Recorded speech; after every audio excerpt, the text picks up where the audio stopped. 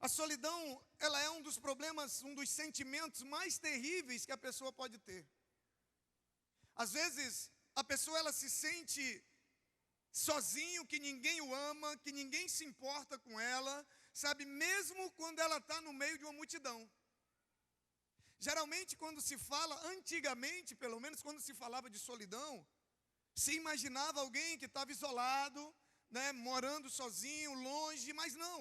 Hoje as pessoas estão se sentindo sozinhas, mesmo estando no meio da multidão, sabe, mesmo estando no meio de pessoas que o amam, mesmo estando no meio de pessoas que se importam com ela. Deixa eu te falar uma coisa, não é o número de pessoas ao seu redor que vai determinar se você está, sabe, sozinho ou não. É o relacionamento que você tem com elas. Você pode estar cercado de milhares de pessoas, mas se você não tiver um relacionamento com essas pessoas, se você não tiver comunhão, você vai se sentir sozinho. A gente vive hoje, os nossos dias, uma época em que as pessoas nunca estiveram tão perto umas das outras fisicamente. Você vê os prédios, e aí apartamentos colados, pessoas se encontram todos os dias nos elevadores. Você vai no Rio de Janeiro, São Paulo, você vê 5 casas construídas uma em cima da outra, não sei como é que funciona aquele negócio. Sabe, 1 metro quadrado, muitas vezes, ali dividido por várias famílias. Então, a proximidade física nos dias atuais, ela é muito grande. Porém, a distância social também é muito grande. As pessoas estão distantes emocionalmente umas das outras. É um paradoxo. Próximos fisicamente, mas distantes emocionalmente. Nunca tivemos, sabe, as cidades estão entupidas de gente, mas ao mesmo tempo as pessoas se sentindo sozinhas. Porque não é a quantidade de pessoas que está ao seu redor que determina a solidão, é a qualidade do relacionamento que você tem com essas pessoas. As redes sociais, elas ajudam, mas ao mesmo tempo elas atrapalham. A rede social, ela tem o poder de aproximar quem está longe. Hoje você se comunica com uma pessoa que está no Japão, através das redes sociais. Mas ao mesmo tempo que ela aproxima quem está longe, ela tem distanciado quem está perto. Porque muitas vezes você está ali, do lado das pessoas, e muitas vezes da sua própria família, mas a rede social está te distanciando de quem está perto de você. Porque você não consegue dar atenção, você não consegue estabelecer um nível de relacionamento que seja capaz de fazer com que aquela pessoa se sinta amada. Então nós temos filhos que são órfãos de pais presentes. Nós temos pessoas que estão se sentindo sozinhas e abandonadas, mesmo estando morando junto com a família, mesmo estando congregando em grandes igrejas. Porque não é a quantidade, mas é a qualidade dos relacionamentos. E aí vem a pergunta: alguém pode ser rico e solitário, sim ou não? Pergunte a Howard Hughes. Howard Hughes foi um multimilionário. A história dele é contada naquele filme Aviador. Depois você assiste. E ele termina, sabe, os dias dele isolado, doente, solitário. Você acha que é possível ser famoso e ser solitário, sim ou não? Pergunte ao Whindersson Nunes, que há menos de um mês atrás ele fez uma postagem na sua rede social, dizendo que ele trocaria o quarto do hotel mais chique que ele já ficou por um café na mesa com um amigo. Ele disse: eu estou rodeado de abutres, de pessoas que cada um quer a sua parte do negócio, ou seja, relacionamentos estabelecidos apenas por interesse. O cara famoso, milionário, com avião próprio, e anunciou publicamente que estava depressivo, que se sentia sozinho, que estava solitário. A gente precisa acordar Querido, a tecnologia ela pode evoluir, ela vai evoluir muito mais, mas nada vai substituir o relacionamento humano. Pode até substituir no nível profissional. Um robô, ele pode até, atender alguém no escritório. Um robô, ele pode até resolver um problema numa empresa, mas ele jamais vai substituir a necessidade do relacionamento entre seres humanos. Vivemos um tempo da solidão quando estamos rodeados de pessoas. Você acha que é possível alguém ser bonito e solitário? Sim ou não? Pergunta para mim. Pergunte para as modelos. Pergunte para os modelos que vive a dinastia do corpo da beleza.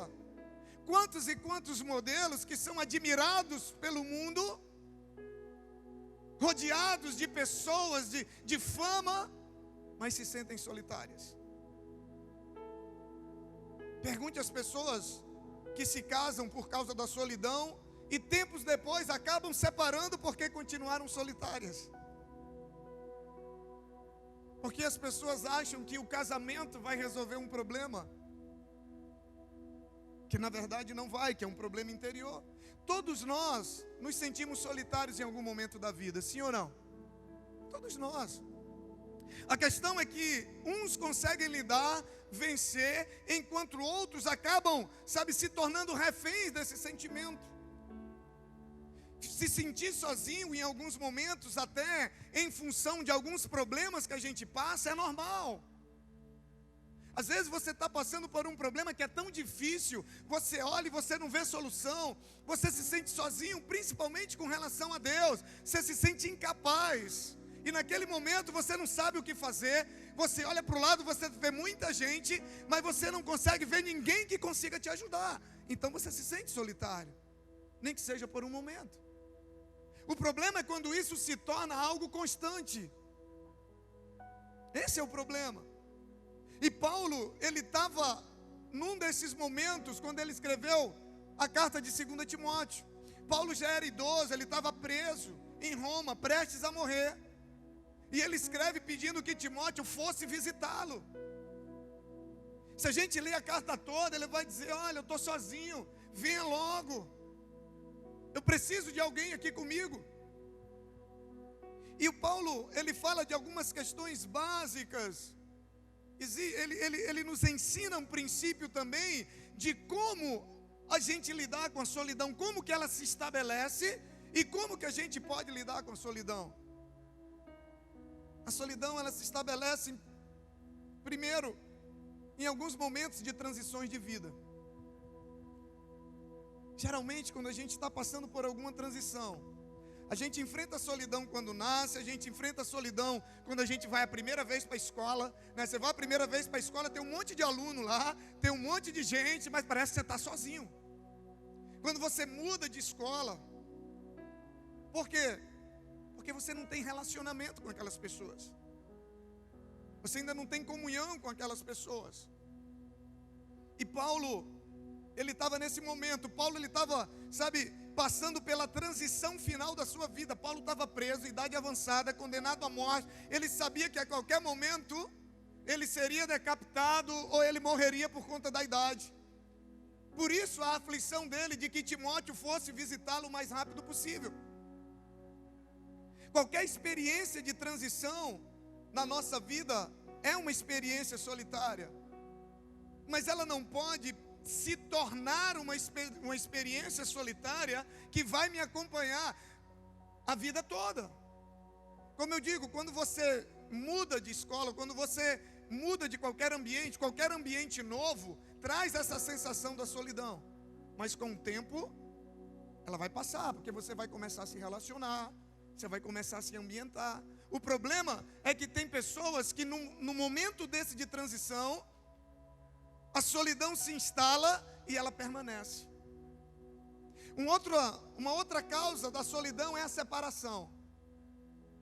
Seja por conta da ruptura de um relacionamento, seja por conta de você mudar de cidade, às vezes por conta do trabalho, da sua carreira, seja qual for a causa do rompimento de uma relação, de uma convivência. E Paulo, ele estava preso num país estrangeiro, ele estava em Roma, e essa distância fazia-o se sentir solitário. Ainda mais naquela época que não tinha Facebook, não tinha Instagram, não tinha WhatsApp, não tinha o telefone para se comunicar. E além de tudo, ele estava preso. Toda separação, ela vai gerar um sentimento de solidão, por mais que você esteja próximo de outras pessoas. Por 2 vezes, Paulo, ele pede que Timóteo fosse estar com ele. E numa delas, ele diz o seguinte, ele diz: ei, vem antes do inverno. Ele estava dizendo assim: olha, talvez depois do inverno eu já não esteja mais aqui.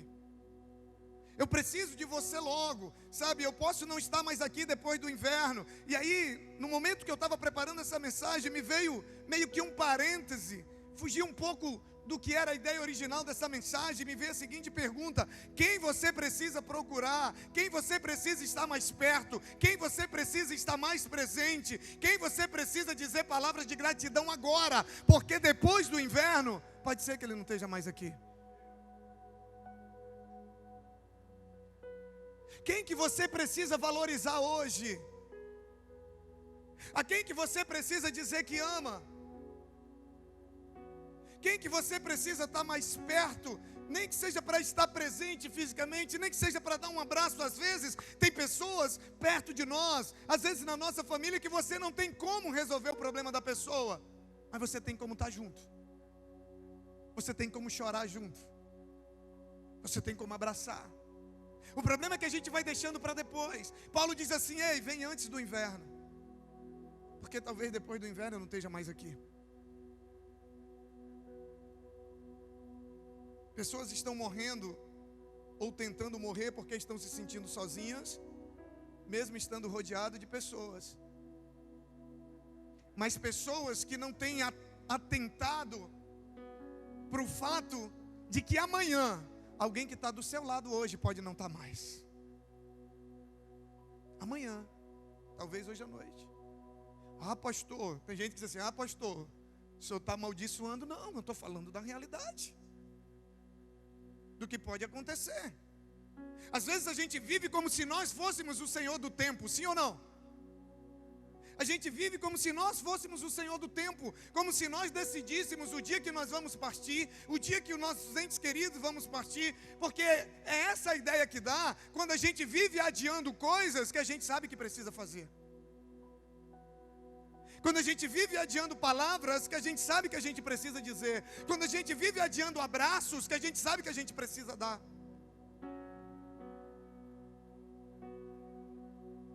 E aí a gente está vivendo uma vida louca, maluca, que eu vivi até 3 anos atrás. Focado em resultado, porque se a gente não tiver resultado, os outros não vão nos reconhecer, sabe? Se a gente não tiver, a gente não é para essa sociedade. Ei, mas para Deus não é assim. Para Deus não vale o que você tem, para Deus vale o que você é. Tem pessoa do teu lado que ele não está preocupado com o que você tem na sua conta. Tem pessoas do teu lado que a única coisa que eles querem é a tua presença, é o teu abraço, é dizer assim: ei, eu estou aqui do teu lado, conta comigo. Talvez você está se preocupando com coisas, achando que é o que o outro quer, e não é isso que ele quer. Eu já vi muitos pais errarem nesse sentido, de focar toda a sua vida em trabalho para tentar dar algo material, quando no fundo, a única coisa que os filhos queriam era que eles sentassem do seu lado e brincassem com eles, e tivessem um tempo com eles. Coisa que muitas vezes para nós achamos besteira.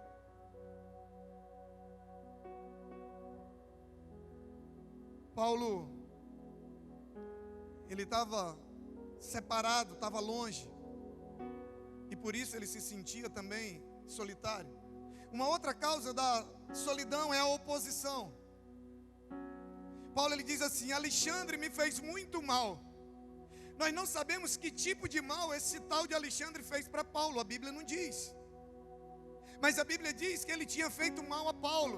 Sabe, talvez tenha difamado o nome dele. Sabe, talvez tenha atacado a sua reputação. Talvez tenha jogado as pessoas contra Paulo. Eu não sei. O problema e o que acontece é que nesses momentos, geralmente nós ficamos sozinhos.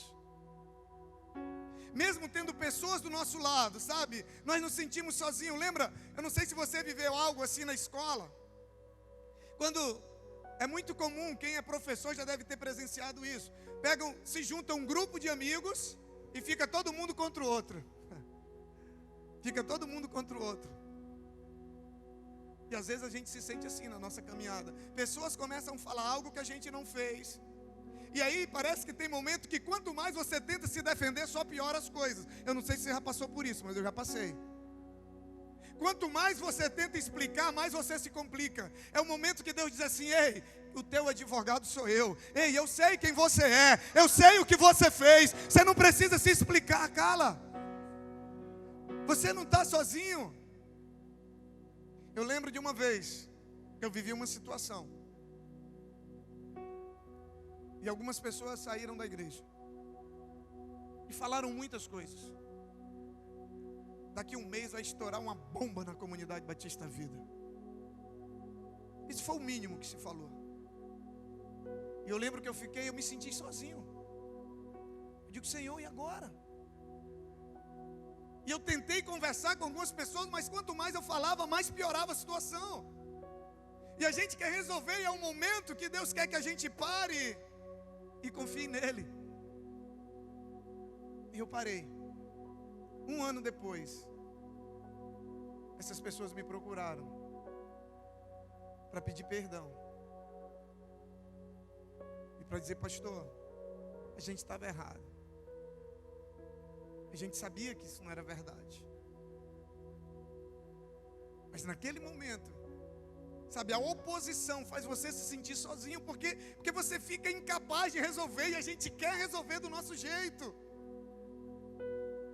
Paulo, ele tinha enfrentado essa oposição desse cidadão chamado Alexandre. E aí, quando isso acontece, a gente é tentado a nos fechar em nós mesmos, erguer muros ao nosso redor, e isso torna a gente mais solitário ainda. Sabe por quê? Porque quando a gente tem esse tipo de problema com pessoas, é natural que a gente comece a automaticamente se afastar de todo mundo, porque a gente acha que todo mundo vai fazer com a gente o que o outro fez. Essa é a tendência. Erguer muros, se isolar, e você vai ficando cada vez mais solitário. Quarto e último motivo que eu quero abordar, não são apenas 4, mas os que eu quero abordar, é a rejeição. É a mais séria e que causa mais dor. Nada causa mais dor no coração do ser humano do que a rejeição. Tem pessoas que até hoje não deram certo na vida porque foram rejeitadas na infância ou em algum momento da sua caminhada, e até hoje não conseguem lidar com a dor da rejeição. Até hoje. E elas acham que o problema é financeiro, elas acham que o problema é casamento e relacionamento que não dá certo, e isso que não dá certo e nada dá certo, e elas acham que o problema é o que está aparente e não é. A rejeição, ela ocorre quando você acha, ou na verdade até foi esquecido, abandonado pelas pessoas mais próximas de você, por pessoas de quem você esperava ter cuidado, pessoas de quem você esperava ter atenção, pessoas de quem você esperava, sabe, ter amor, pessoas de quem você esperava ter proteção, e você não teve, ou pelo menos não teve como você acha que deveria ter, ou como você mereceria ter. E aí você se sente abandonado. Paulo, ele se sentia abandonado. Paulo, no versículo 16, ele diz: na minha primeira defesa, ninguém apareceu para me apoiar, todos me abandonaram. Paulo diz: na minha primeira defesa, cadê meus amigos? Demas me abandonou, fulano me abandonou, não tinha ninguém comigo. Eu estava sozinho. Ele estava dizendo: os meus amigos de caminhada, que eram para estar comigo no momento mais difícil, me abandonaram. A rejeição é uma das coisas mais difíceis que o ser humano pode lidar. É uma das experiências mais dolorosas. Sabe por quê? Porque a Bíblia diz que nós, todo ser humano, ele não só precisa, ele tem uma necessidade emocional de aceitação. Todos nós temos essa necessidade de sermos aceitos. E quando violamos essa regra, essa necessidade, isso traz consequências sérias. Quando você vê pessoas que elas fazem de tudo para chamar a atenção, criança é normal. Mas quando você vê um adulto que faz de tudo para chamar a atenção, é porque em algum momento da caminhada dele ele foi rejeitado. E agora ele quer chamar a atenção. Todos nós temos essa necessidade. Agora, como lidar com a solidão? Lidar com a solidão há maneiras saudáveis e há maneiras não saudáveis de lidar com ela. Por exemplo, tem gente que para fugir do vazio, para fugir da solidão, mergulha no trabalho e usa o trabalho como uma fuga. Trabalha. Chega em casa cansado, dorme, acorda, trabalha, porque ele não quer ter um tempo parado, a sós, para enfrentar a si mesmo, para enfrentar seus fantasmas, para enfrentar suas crises. Ele prefere fugir. E aí a fuga prejudica ainda mais, tanto fisicamente quanto emocionalmente. Que a pessoa cansa fisicamente de tanto trabalhar, e todo mundo sabe que você cansado fisicamente, o seu emocional também vai embora, também é prejudicado. Outras pessoas acabam se tornando materialistas. Para fugir do vazio, da solidão, começa a comprar. Por quê? Porque ele acha que tendo alguma coisa as pessoas vão dar atenção para ele. Ele precisa encontrar uma maneira de chamar a atenção, uma maneira de não ser mais sozinho. E aí ele foge para o materialismo.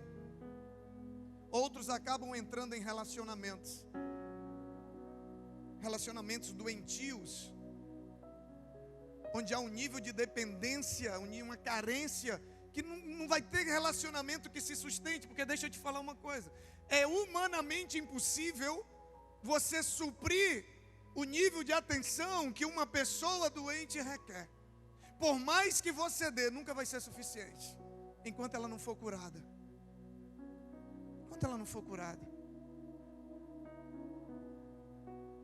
E aí muitos acabam entrando em relacionamentos, saem de relacionamentos.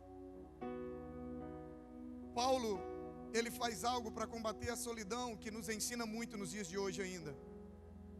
A Bíblia diz que Paulo aproveitou aquele momento. Ele aproveitou aquele momento. Aproveitou a solidão da melhor maneira possível. Ele diz: Tíquico, traz para mim a capa, os meus livros e o meu pergaminho. Vem rápido, traz isso para mim. Paulo, ele resistiu à tentação de ficar sem fazer nada, de se isolar, de começar, maximizar o problema. Porque tem momento que nós vamos estar sozinhos, nos sentindo solitários, mas nós podemos minimizar o problema ou maximizar o problema. Você pode começar a se sentir um coitadinho, você pode começar a murmurar, você pode começar a ficar igual aquela hiena do desenho animado: ó céus, ó vida, ninguém me ama, ninguém gosta de mim. Ou você pode aproveitar esse momento de uma outra maneira. Paulo, ele decidiu resistir à tentação de não fazer nada. Ele recusou-se a ficar desanimado. Ele não fica se lamentando. Paulo poderia ter dito: é isso que eu recebo? Depois de ter dedicado a minha vida ao Evangelho, depois de ter fundado tantas igrejas, é esse o final que Deus vai me dar? É isso que eu mereço? E daí já iriam surgir feridas e mais feridas, e ele só teria piorado a situação. Em geral, quando nós nos sentimos só, nós ignoramos a nossa saúde, as nossas necessidades pessoais, ignoramos o amor de Deus, e aí a tendência é que a gente entre num círculo vicioso de se lamentar. Paulo diz: traz meus livros que eu vou aproveitar esse tempo para estudar, traz os pergaminhos que eu vou aproveitar esse tempo para me aproximar mais de Deus, para aprender mais de Deus, sabe? Traz, porque eu quero aproveitar esse momento da melhor maneira possível. Sabe por quê? Porque Paulo já tinha entendido o que Deus queria dele naquela situação. Ei, quando você entender o que Deus quer de você, quando Ele te coloca em situações solitárias, você não só vai encontrar a solução para o seu problema, mas muitas pessoas vão ser abençoadas. Olha só a história. Paulo, ele já sabia, sabe o que Deus esperava dele. Em geral, quando a gente está num momento como esse, desanima, Paulo, ele diz: eu vou me aproximar mais de Deus. Paulo já sabia, ele disse assim, já que eu não posso estar pregando, porque Paulo, ele era ativo. Paulo, ele pregava, ele abria a igreja, levantava líderes, ia para outra cidade, pregava, levantava líderes, estabelecia, ia para outra cidade, pregava, abria a igreja. Ele está preso, ele diz: já que eu não posso pregar, eu vou buscar Deus, traz meus pergaminhos, que eu vou entender o que Deus quer de mim nesse lugar, o que Deus quer de mim nesse momento que eu estou passando. Você precisa entender o que Deus quer de você através do problema que você está passando. Por ter entendido o que Deus queria dele, Paulo, ele mudou e continua mudando a vida de milhões de pessoas. Sabe por quê? Porque foi nessa prisão, foi nessa solidão que Paulo escreveu a maioria das cartas dos livros do Novo Testamento.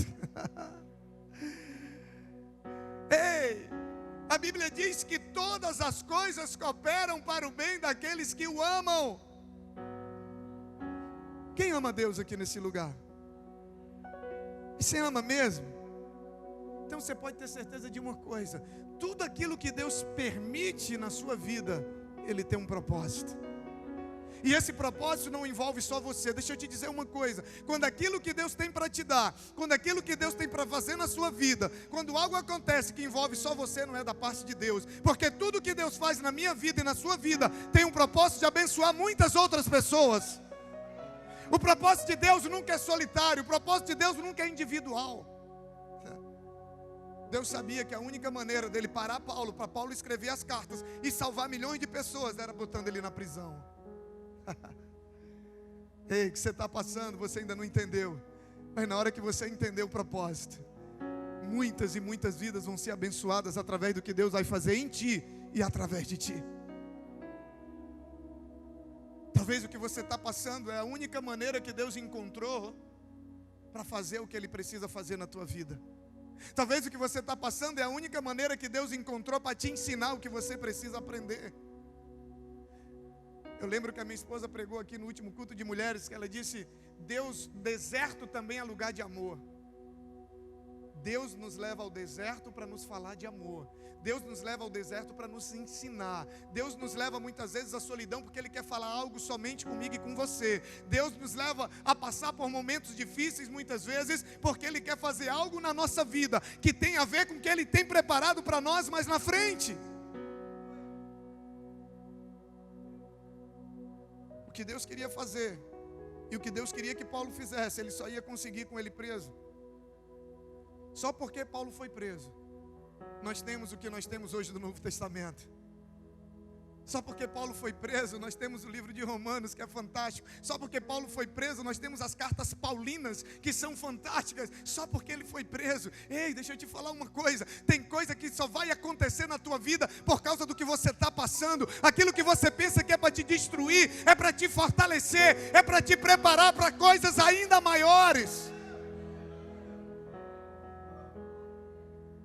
Oh, Davi era perseguido por Saul, estava sozinho na caverna, e a Bíblia diz que naquele momento ele busca Deus, e ele aprendeu que a solidão era um sinal de que era tempo dele conhecer melhor a Deus. Paulo entendeu que a solidão era um tempo de conhecer melhor a Deus, e ele manda trazer os pergaminhos. Não há tempo que nos aproxima mais de Deus do que os tempos solitários. Não há tempo que nos aproxima mais de Deus do que os tempos de luta. O que seria de mim e de você se não fossem as lutas? Se não fossem as lutas que eu passei, eu não estaria nesse altar. Se eu não fosse as lutas que eu passei, eu não teria estrutura para lidar com os problemas que um pastor lida no dia a dia. Quando eu pensei que Deus estava me abandonando, Deus estava me treinando, Deus estava me preparando. Eu tenho 2 desafios para você hoje à noite. O primeiro deles, se você se sente só, eu quero dizer para você que aquele que encontra a presença do Pai, nunca mais ele se sente só. Nunca mais. Nunca mais. Eu já tive experiência de estar muito longe da minha família. Uma vez meu filho tinha acabado de nascer, João Marcos tinha acabado de nascer. Eu fiquei 12 dias ministrando nos Estados Unidos. Meu filho recém-nascido. Mas quando eu chegava cansado no hotel, eu botava um louvor, eu começava a adorar. Via uma alegria, via uma presença, via um renovo. Quem encontra com o Pai nunca mais vai estar sozinho. Seja qual for o motivo, Ele quer mudar a tua situação hoje à noite. Você não vai precisar mendigar mais a atenção de pessoas. Você não vai mais precisar gastar o que você não tem para chamar a atenção de pessoas. Você não vai mais precisar se tornar um modelo no padrão da sociedade para poder ser aceito. Não, o Pai te aceita do jeito que você é. Só que Ele te ama tanto que Ele nem deixa você do jeito que você é. Ele te aceita do jeito que você é, mas Ele vai te moldando. Ele vai te moldando. Sabe, Jesus sabe o que é ser solitário, querido. É por isso que Ele tem poder, que Ele tem autoridade, porque Ele sabe o que é ser solitário. Jesus, no pior momento da vida dele, no momento de maior agonia, os amigos dele o abandonaram e foram dormir.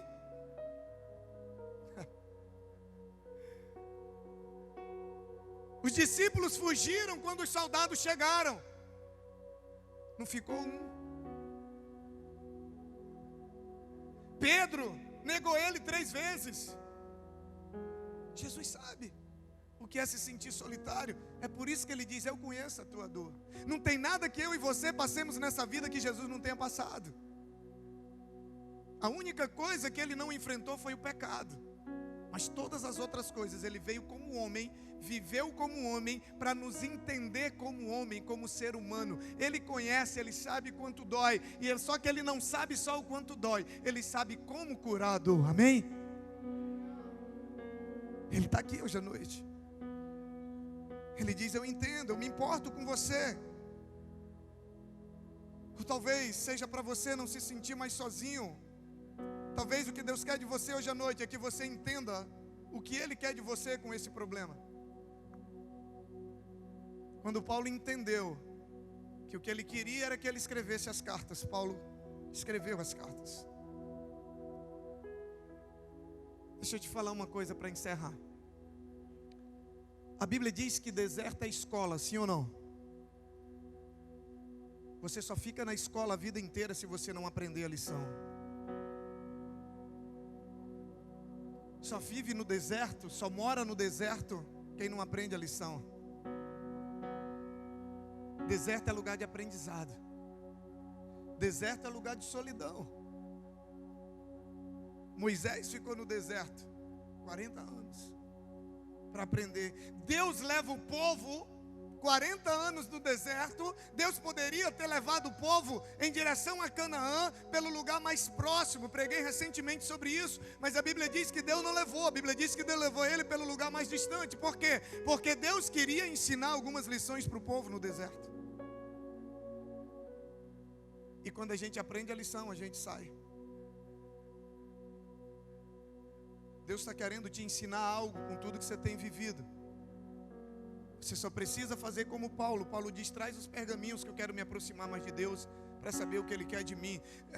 Quando Davi está na caverna, ele entendeu que aquele momento solitário, sozinho, era o momento de buscar mais a Deus. Ei, chegou o tempo de você se aproximar mais de Deus. E a solidão nunca mais vai fazer parte da tua vida. Assim como sem Deus. E quando eu falo sem Deus, não é sem você acreditar que Deus existe, não. Eu estou falando de um relacionamento íntimo. Eu não estou falando de religiosidade. Eu não estou falando de vir para culto toda semana. Eu estou falando de ter intimidade. Lembra que o que vai fazer você não se sentir solitário não é a quantidade de pessoas que está ao teu redor. É o nível de relacionamento que você tem com elas. O que vai fazer você não se sentir solitário não é Deus estar ou não presente na tua casa, na tua vida ou na tua igreja. É o nível de intimidade que você tem com Deus. É isso que vai definir. Intimidade com Deus. Você nunca mais vai se sentir sozinho. Nunca mais.